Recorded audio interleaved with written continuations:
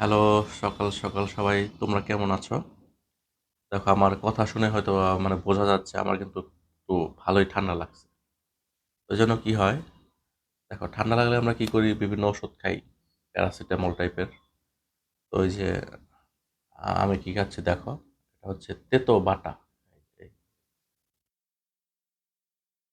তো এই তেতো বাটাটা হচ্ছে যে ঔষধি গাছ, বাসক পাতা বা এখানে আরো অনেক কিছু আছে যেমন নিম পাতা, তুলসী পাতা। তো এগুলো কিন্তু ঠান্ডার জন্য বেশ ভালো।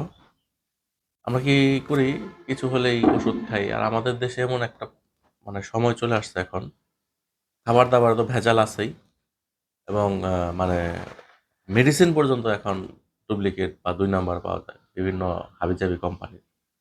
তো সব কিছু থেকে আমার মনে হয় যে প্রাকৃতিক যে ঔষধি গাছগুলো এবং এগুলো রস করে খেলে খুব ভালো হয় এবং এটা আমাকে মানে আমার মা ছোটবেলা থেকেই আমরা মানে কোনো কিছু হলেই ঠান্ডা জাতীয় বিশেষ করে মানে টুকটাক স্বাভাবিক কোনো কিছু হলে এই তিতাটা মানে বেটে দেয়। যখন খাই ১ দিন বা ১ বার ২ বার খেলে এটা চলে যায়। মানে এটা ওষুধের থেকে খুব ভালো কাজ করে। তো এটা তো আসলে এভাবে খাওয়া যায় না, খুব খারাপ লাগে। মানে এত পরিমাণ এটা ধক, ধক লাগে নাকের মধ্যে। এজন্য তিতা খাওয়ার পরে সাথে আমি কিছু খাবার খেয়ে নিবো ওই যে এখানে কিছু খাবার আছে। তো যাই হোক মানে এটা খাওয়াটা খুব কষ্টসাধ্য। এটা খাওয়াটা কিন্তু এত সহজ না, কঠিন আছে। আপনারা এটা ট্রাই করতে পারেন। ভেজালের দুনিয়া তো ভেজাল ওষুধ, ভেজাল খাওয়ার থেকে প্রাকৃতিক জিনিস খাবেন। ভেষজ ঔষধি গাছের জিনিস খুব ভালো।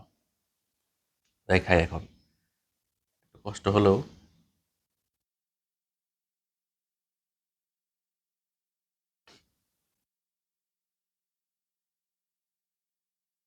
তিতা খাইবা নাকি তুমি?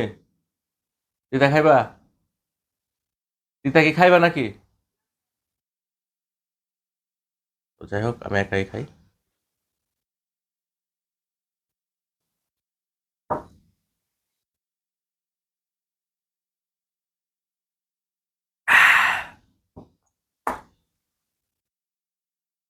ওরে বাবা রে!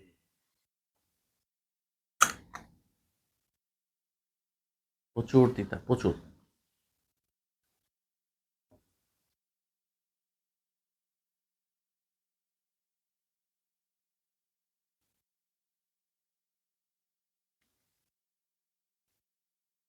তিতা খাওয়ার পর মানে আমি অন্য কোনো খাবার না খেলে মানে এখানে গলার মধ্যে এরকম তিতা আটকে থাকে। ভাল লাগে না। ঘুম থেকে উঠছি একটু আগেই।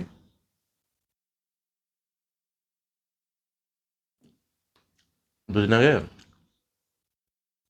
ঠান্ডা পানির মধ্যে গোসল করায় হয়তোবা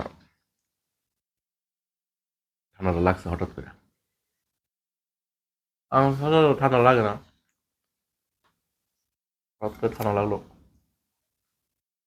সমস্যা নাই, তেতা খাইছি এখন চলে যাবে।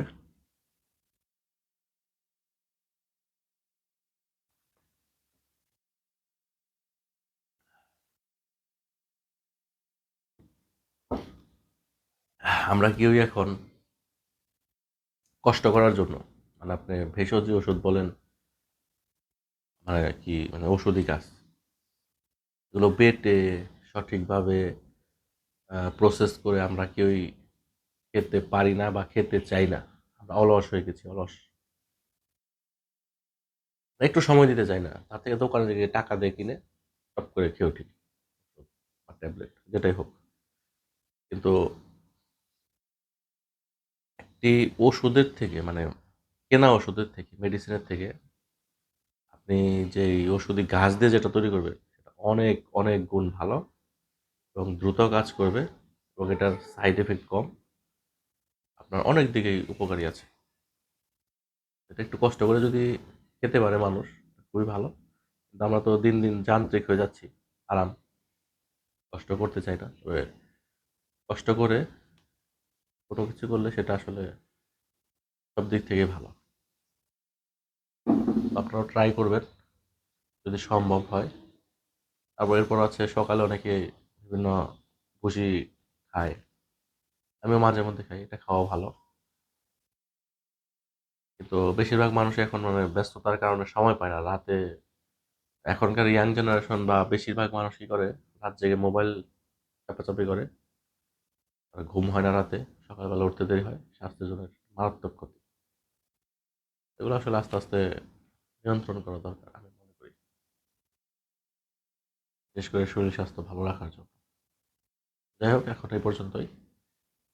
একটু পরে আবার অন্য ভিডিও করবো, ঠিক আছে?